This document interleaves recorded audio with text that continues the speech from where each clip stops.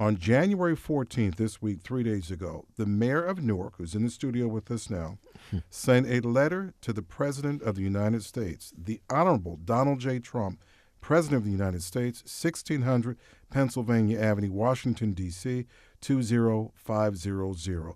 And the letter, if I may, the letter from the mayor of Newark, he sent this by snail mail, as the people say, and he also tweeted this to the president, if I'm correct.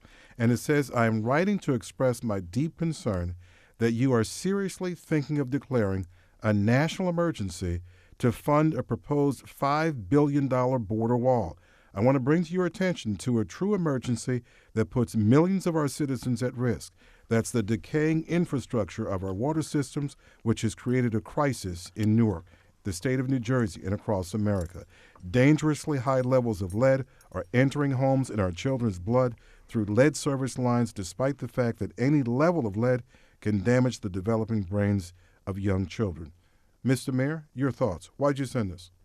For a few reasons. One, the government is shut down, and we were presently working on getting additional dollars from Senator Booker and Congressman Pallone, working on opportunity for us to take money from one fund, put it in another fund, so the state of New Jersey can use it to supplement what we've already begun to do in terms of replacing the lead service lines.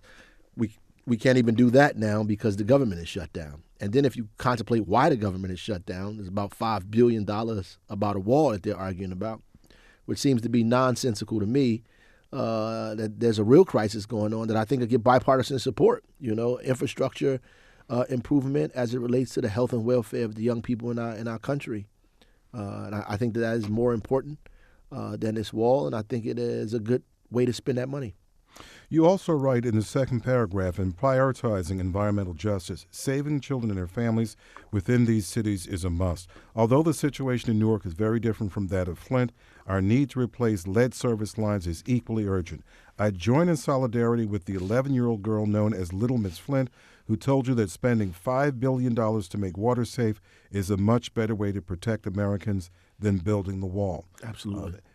When you sent this, and there's certainly been a lot of talk about this, have other mayors, other elected officials reached out to you and said, "Amen, way to go, we're in your corner with this"? Well, yeah, a lot of elected officials, agree with that on its face. Like, yep, this is right. We should be doing this. Particularly since now you see in New Jersey that this is larger than people even anticipated. I mean, the Suez company up in Bergen County, right. Bergen County just announced that they have high levels of lead. But you're talking about 22 municipalities in the state of New Jersey that have this issue. So other folks are saying, yeah, we need help. And if New Jersey is having this kind of an issue, then certainly there are other states out there with infrastructure equally as old as New Jersey's.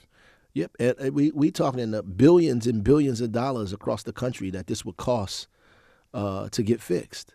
$70 million in Newark alone, hundreds of millions in the state of New Jersey.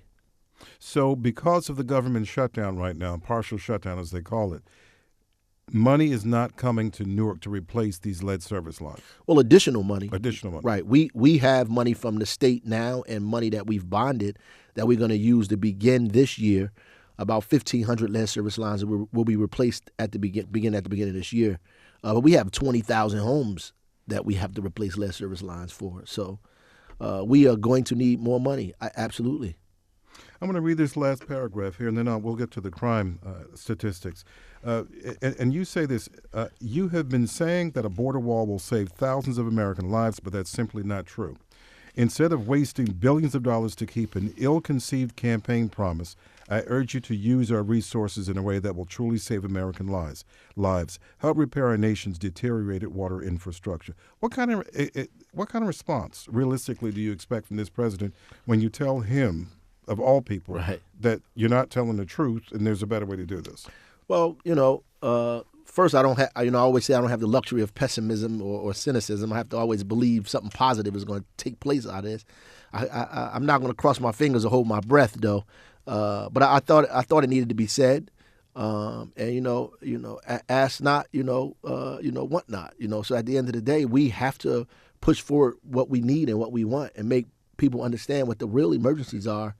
And prayerfully, maybe somebody in his administration or he gets an epiphany to say, look, maybe we need to listen to what the mayor of Newark said.